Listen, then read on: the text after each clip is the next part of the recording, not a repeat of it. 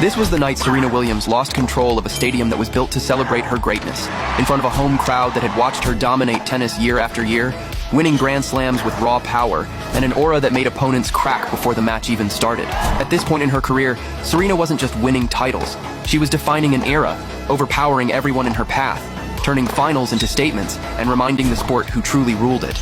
But across the net stood Kim Clijsters, unseeded, a wild card, written off before the tournament even began. A former champion who had stepped away, become a mother, and returned with nothing to protect and nothing to fear. Clijsters didn't try to outmuscle Serena. She absorbed the pace, chased every ball, redirected the power, extended the rallies, and slowly dragged Serena into uncomfortable territory where control started to slip. And when the pressure peaked, Serena blinked first. The moment exploded. The match ended in chaos, and Kim Clijsters walked away calm, victorious, while history froze inside Arthur Ashe Stadium.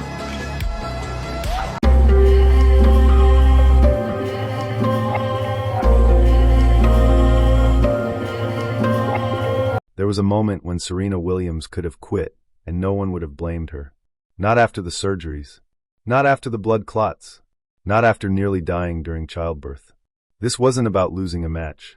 This was about losing control of her own body. And for the first time, the greatest athlete of her generation wasn't sure she'd ever return. Our little girl was going to win Wimbledon in like 15, 20 years? Not if I'm still on tour. You're ridiculous. Everything went great, and I put a little makeup on so I could take pictures with the baby. And I just remember getting up and I couldn't breathe. And I was like, I can't breathe. Like I couldn't take a deep breath. I told the nurse I can't breathe. I need a mask. So I put the oxygen mask on, and I started coughing because I couldn't breathe. It hurt so bad. It hurt so bad. And then my stitches broke. And I remember I was in the bathroom with my mom, and I was just crying and crying, and she was crying. She's like, you just gotta breathe. And I was like, I can't breathe. And it was just really hard.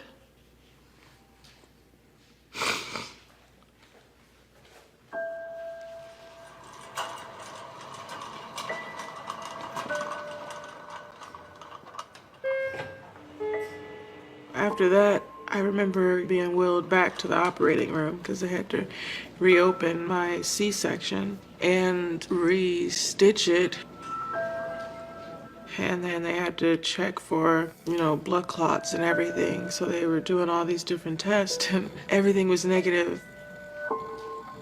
I'm like, listen, I need you to run a CAT scan with dye because I have a pulmonary embolism in my lungs. I know it. I've had this before. I know my body.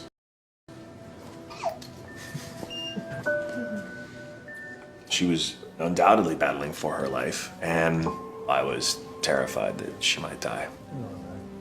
But I was grateful that she had the wherewithal to speak up because she knew her body better than any of us.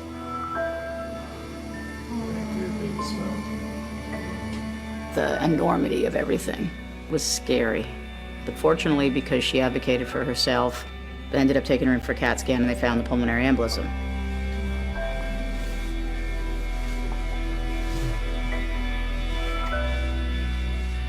Every day I was in the operating room for something different. It was one thing after another, and eventually I got another blood clot in my leg.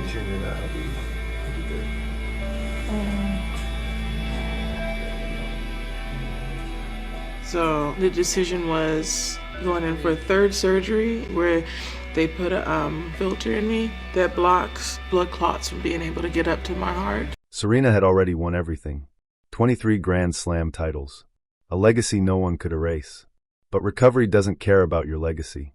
Doctors warned her the comeback might never come. Training was painful. Progress was slow. And the world quietly moved on.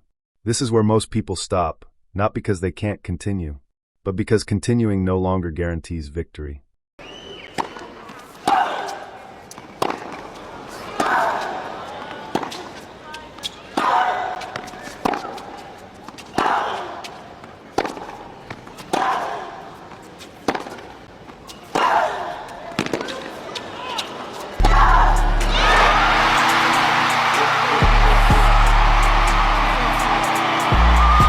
Serena didn't promise herself another trophy.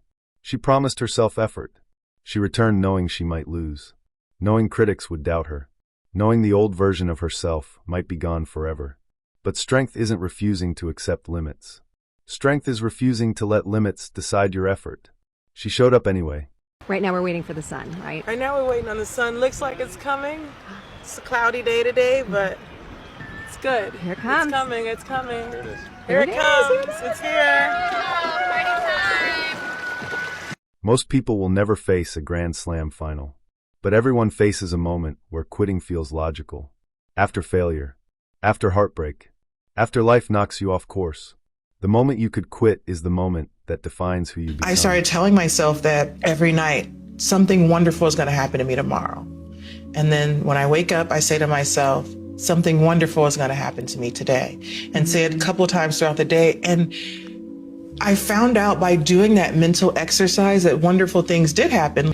One day, like, no joke, I was at Walmart and there was a parking spot right there in front of me, right in front of where you exit.